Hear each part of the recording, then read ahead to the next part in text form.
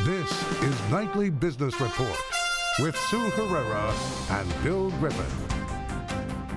Stocks surge. The Dow breaks above 26,000, and the S&P 500 has its best post-midterm election rally since 1982. Healthcare prognosis, it was the driving issue for voters. Now investors want to know what changes may be in store for that industry. Safety warning, Boeing alerts airlines worldwide to a potential faulty piece of software following a deadly crash last month. Those stories and more tonight on Nightly Business Report for Wednesday, November 7th. And good evening, everyone, and welcome. Bill Griffith is on assignment tonight. Today, there was a big rally on Wall Street. Stocks took off at the open and just kept on going. Investors embraced the results of the midterm elections. The Democrats took the House. The Republicans maintained control of the Senate. That seemed to lift a cloud of uncertainty that was hanging over the market. Adding to the optimism were comments by President Trump that he would be willing to work with the Democrats to bolster economic growth.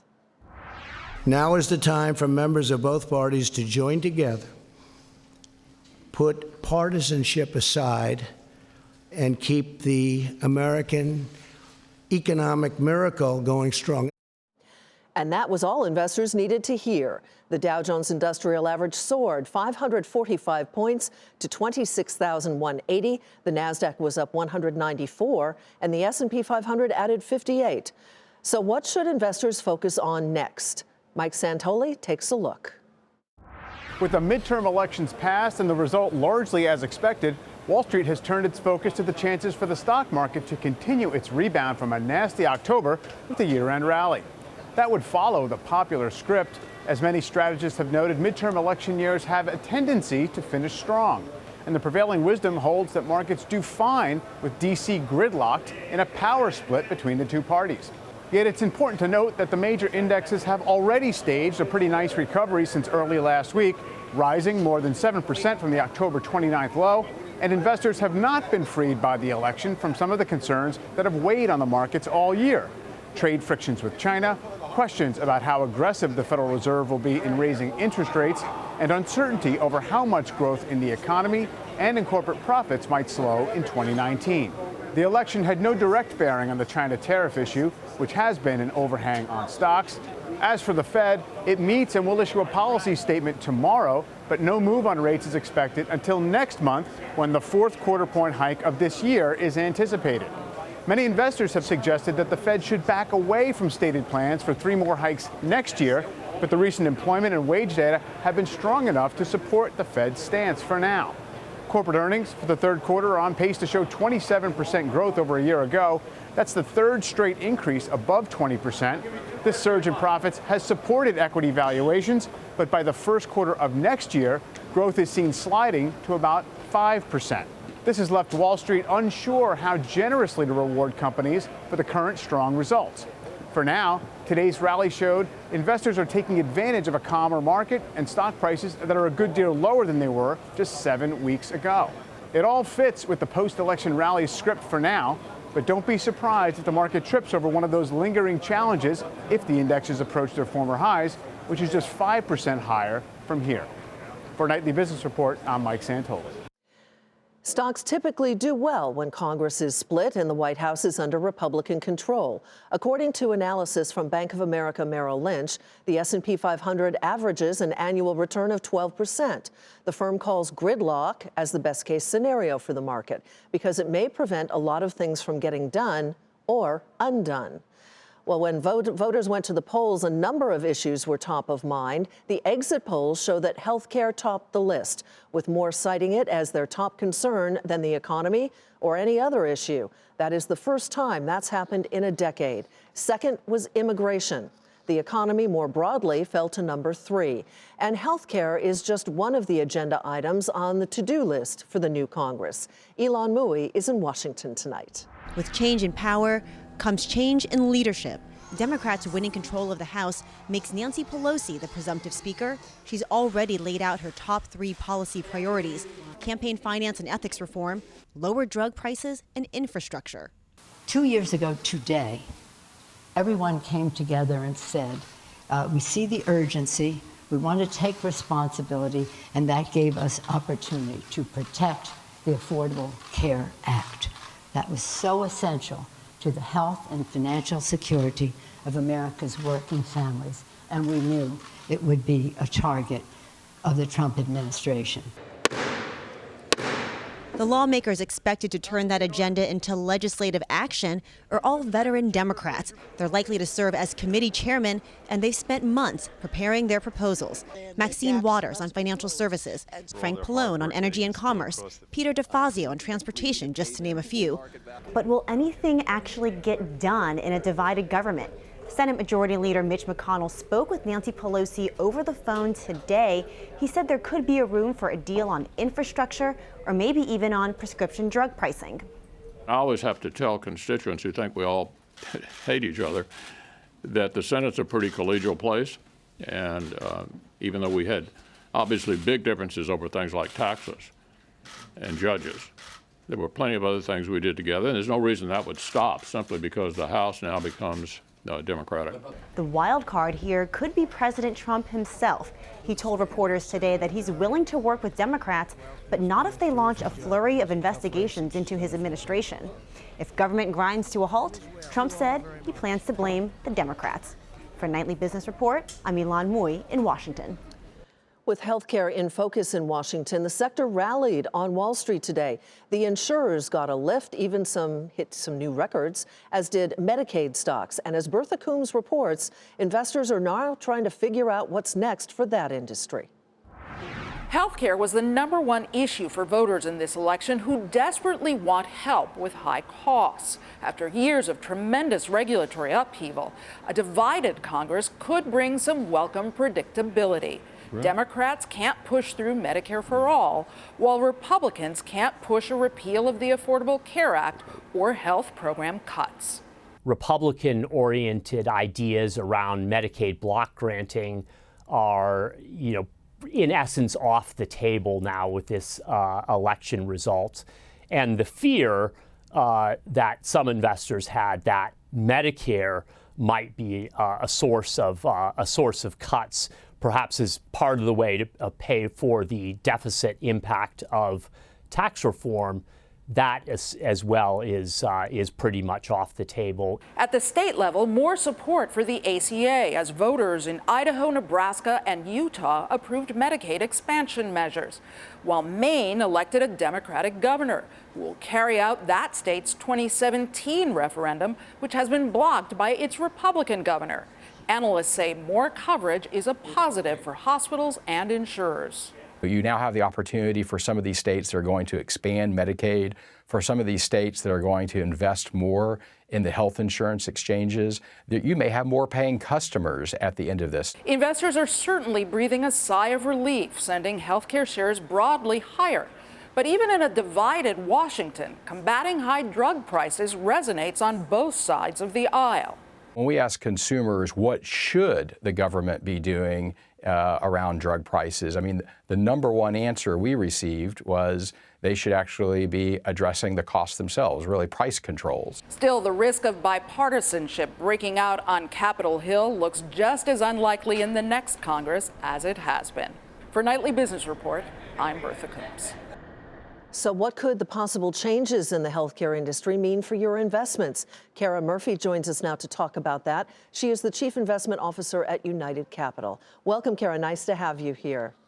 Thanks for having me. I talked to one analyst today who said this is really a perfect or best case scenario for those who are involved in the healthcare industry. Would you agree with that? I do. Of all the different areas of the market who had an issue at stake in yesterday's election, healthcare is the one where we got the clearest signal. And I think the two biggest takeaways, and you've been talking about them earlier, are that the Affordable Care Act is here to stay, and that Medicaid, rather than being brought down, is actually being expanded. And I think both of those are very positive for the healthcare sector. And what about drug pricing? I mean, both sides of the aisle seem to want to do something. Now, whether or not that happens, certainly, we don't know yet, but that seems to be the intent. What might the impact be on some of the drug companies? Well, so what's interesting is that today we've had both the managed care companies and the pharmaceutical companies rallying. typically one will rally at the expense of the other because drug costs are an input to managed care. But here we're seeing it rallying. So the most immediate impact from yesterday's election is that the population that both of those groups of companies serve has just increased. You know, you think about Medicaid, we have 600,000 new people who are going to have access to doctors, to hospitals, to pharmaceuticals. So while drug pricing continues to be an issue, and that didn't get resolved yesterday, the pool of people who can buy those drugs just increased. And I would assume that that goes for the insurers to a certain extent as well. Absolutely. Yeah, that's all very positive for the insurers as well. And also, when you think about the Affordable Care Act, you know, a big thing holding both the managed care companies and the pharmaceutical companies back was just that uncertainty. So now with Democrats taking control of the House, I think not only do we have the Affordable Care Act in place for the next 2 years while the Dems continue to control the House, but I think it's not going away. The longer people get used to having access to that program, the more used to it they get and the more difficult it is to dismantle. So that's a lot less uncertainty from the insurer's perspective. From an investment standpoint, if you're a long-term investor, is this a good time to take a look at some of the particular players in this arena? And if so, what sectors? I do think I am positive in the market heading into the back part of the year. So, you know, from a very macro perspective, I think we're in a really seasonally strong period of the year. We have the uncertainty of the elections behind us. You know, Santa Claus is coming to town. Everybody feels good. But we've also seen a rotation into some more defensive areas. So I tend to favor those that are less tied to top-line GDP growth. And when you think about healthcare, we still have very strong growth characteristics. As I mentioned, we just expanded the pool of potential customers that they can work with. And you're not beholden to that next quarter of GDP. So I think, you know, particularly the managed care stocks and the pharmaceutical stocks have much stronger characteristics heading into the back half of the year. Kara, thank you very much. Kara Murphy with United Capital. As Mike Santoli mentioned earlier in the program, the Federal Reserve will wrap up a 2-day policy meeting tomorrow. With interest rates in focus, Steve Leisman tells us what strategists and those money managers out there have to say about monetary policy, the market, and the economy. No rest for the weary. Fresh after dealing with the U.S. midterm elections, investors have to think about the Federal Reserve. Here are the Fed expectations for the November meeting of the U.S. Central Bank. 90% of our panel says no rate hike in November. 85%, though, expect that rate hike in December. So some pretty good certainty around a fourth rate hike for this year. How many next year? 2.5. What does that mean? It means pretty much good agreement on doing 2, and about half of the panel of 30 say they're going to stay at 2, and another half say they're probably going to do 3 next year. Let's put all these quarter-point rate hikes together, and I'll tell you what it all adds up to. We'll end the year at a Fed funds rate. That's the overnight rate the Fed uses to adjust the overall economy at 2.4, going up to 3. Then we stay there, and eventually, at some point in time, the panel believes the Fed gets a little bit restrictive by a quarter point and ends its cycle at 3.3%. Now, remember, hiking rates is just one of the things the Fed is doing. It's also reducing its balance sheet. If it stays on course, it'll reduce its around $4 trillion balance sheet by $600 billion. We asked the panel, what's that worth in rate hike terms? Well, 15% say it's less than 1 hike. 32% say it's equal to a single quarter point hike, and 32% say it's really 2 or 3 hikes. The average is 35 basis points. So in your mind, when you think about how much the Fed is going to do next year, it's the rate hikes, maybe 2 or 3, but then an additional $600 billion reduction in the balance sheet. Back to you. Wall Street was also keeping an eye on the resignation of Attorney General Jeff Sessions, which came at the president's request. Sessions' departure follows more than a year of public criticism for his decision to recuse himself from the Russia investigation. Sessions' chief of staff, Matthew Whitaker, was named acting Attorney General. It is time to take a look at some of today's upgrades and downgrades. Target was upgraded to outperform from market perform at Cowen. The analyst cites traffic at the stores, private brand innovation, and its push into digital. The price target is $100. The stock rose more than 1% to $86.76. AIG was downgraded to inline from outperform at Evercore ISI. The analyst cites the potential for earnings to come in below consensus. The price target is $51. The shares fell 1% to $44.43. Freeport-McMoRan was downgraded to underperform from sector perform at RBC Capital Markets. The analyst cites that stock's valuation ahead of what is expected to be a decline in 2019 production. The price target is $15, but the stock rose along with the broader market today to finish at $12.33. Still ahead, smooth sailing. Money is pouring into the cruise industry thanks to a strong economy, and now a major cruise line is pouring money into Miami.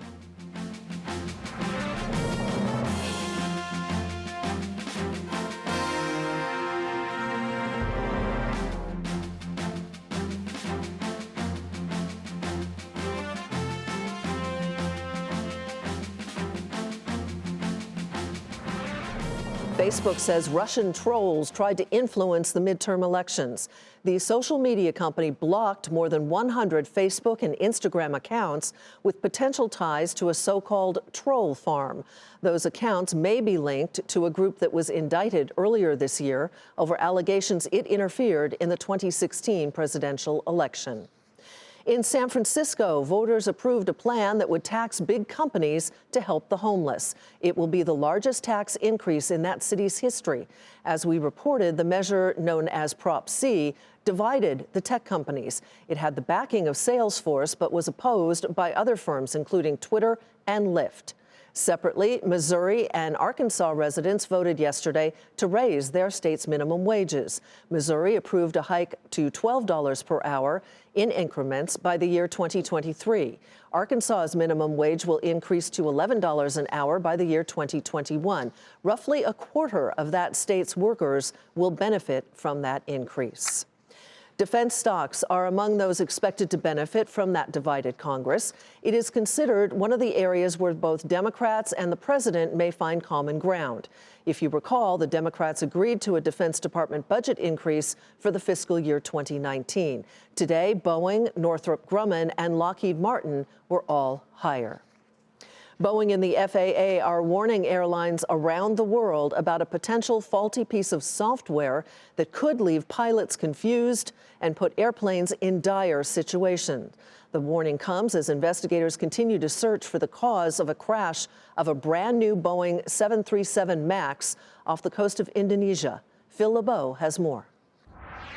As investigators continue probing for clues about why a Lion Air 737 MAX 8 airplane crashed into the Java Sea, they are increasingly focusing on whether the pilots were seeing erroneous information in the cockpit. Specifically, what was the data coming from the plane's angle of attack indicator?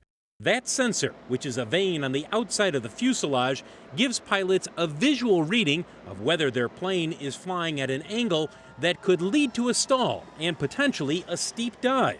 Boeing's bulletin reinforces how pilots should handle that type of situation.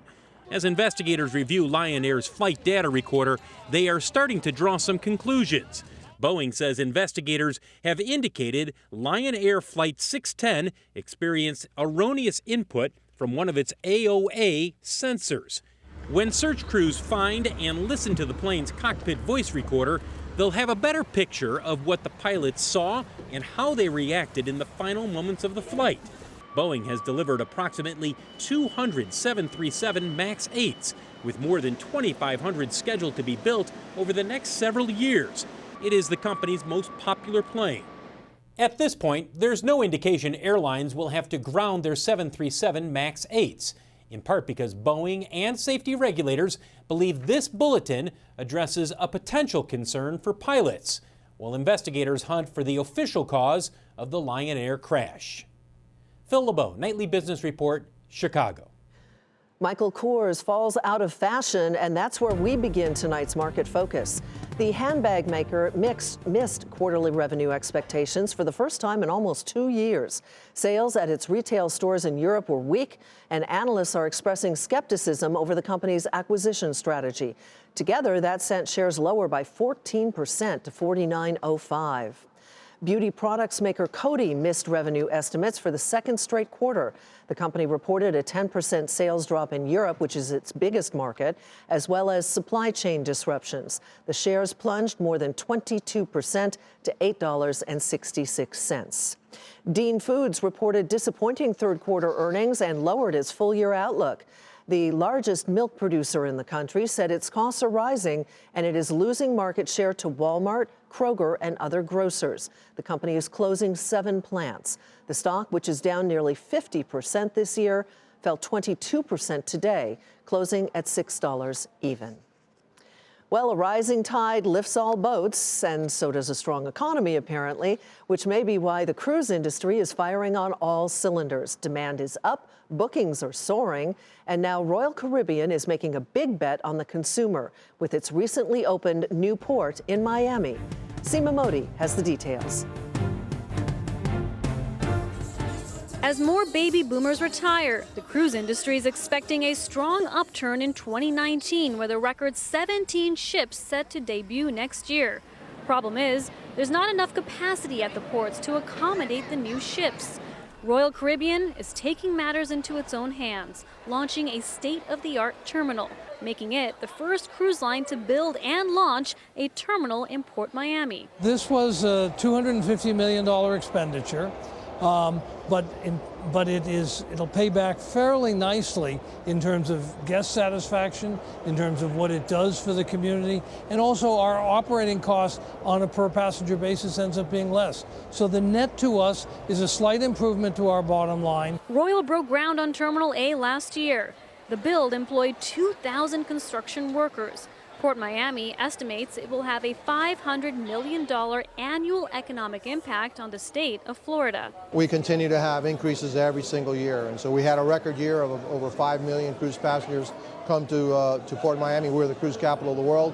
We expect that to grow another 2 million by adding additional facilities, by adding more ships. We've already contracted more ships. More lines are now going to make Port Miami their home port. And so we expect that growth to continue and actually start to expand a little bit to year 2021. With the new terminal, Royal Caribbean is forecasting cruise bookings to rise from 750,000 to 1.8 million over the next year. But the terminal launch comes at an uncertain time as investors debate the future of the economy, the impact of higher rates, and the state of the consumer. Royal Caribbean's Fain says while he's concerned about geopolitics and ongoing trade disputes, it's not having an impact so far. I'm a free trade advocate, and anything that creates tensions about free trade I view as economically a bad thing. But our business in China continues to do well. I think part of it is because the Chinese market is so embryonic, it's so small that it doesn't take much to attract new customers. Analysts say travel is an economically sensitive sector, and any downturn in the economy can have profound consequences on whether consumers continue to spend money on travel and cruises. For Nightly Business Report, Seema Modi, Miami. Coming up, the economic issues that matter to suburban Americans. Coming up on Nightly Business Report, we will tell you why this bucolic suburb in New Jersey, just across the river from Pennsylvania, in New Jersey's 3rd District, may be the perfect representation of the election as a whole.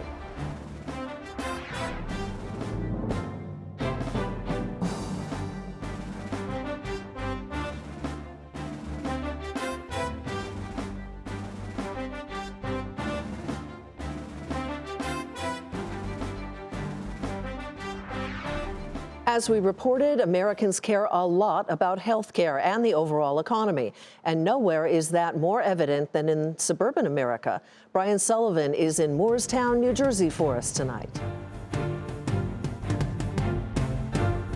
You may not think it, but this little congressional district that cuts across the middle of south central New Jersey may just perfectly represent the nation as a whole. Now, at this recording, this district, New Jersey's 3rd, has not yet been decided. It is too close to call, and votes are still coming in. But why it may represent the country as a whole is not about that part. It's about what people care about, whether or not it's here in the wealthier suburbs of Moorestown, just across the river from Philadelphia, or out near the ocean in Toms River, which leans Republican. Because the election is about the economy, but more than that, it's about health care. Listen to what David had to say about his main concerns. The medication that I take to keep me alive, to keep my cancer in remission, costs $9,000 a month. I am covered with the Affordable Care Act. If the Republicans are to monkey around with that much more, or God forbid, take it away, I won't be able to afford the medication I need to keep me alive, literally. Of course, though, the president also loomed large. Even in a leaning blue Democrat area like this, you're going to find Trump supporters. And it doesn't mean that they necessarily like the president, but they like the way the economy is going. I am a Trump supporter. I don't like always what he says, but I like what he does. So I look beyond that, and I'm really pleased with what he's accomplished. When the economy is good, everybody's happy. I've never seen so many trucks just on my street. People are having work done, they're confident, they're doing things, they feel good about the money they have in the bank. So you've got health care, and you've got the economy, and you've got a race right here that is still yet to be decided. But even among that, there are still those who remain cynical about politics in general. Out in Toms River, you meet some who say, well, doesn't matter who's in office, nothing is going to change anyway.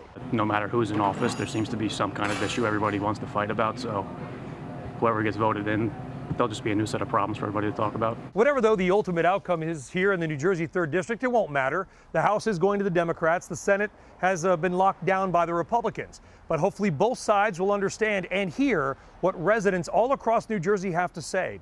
The economy is important, but health care is their #1 concern. For Nightly Business Report, Brian Sullivan, Morristown, New Jersey. Here's a look at the final numbers on Wall Street. A big rally, 545 points to the upside for the Dow. The Nasdaq rose 194. S&P 500 added 58. And that will do it for Nightly Business Report tonight. I'm Sue Herrera. Thanks for joining us, and we will see you tomorrow.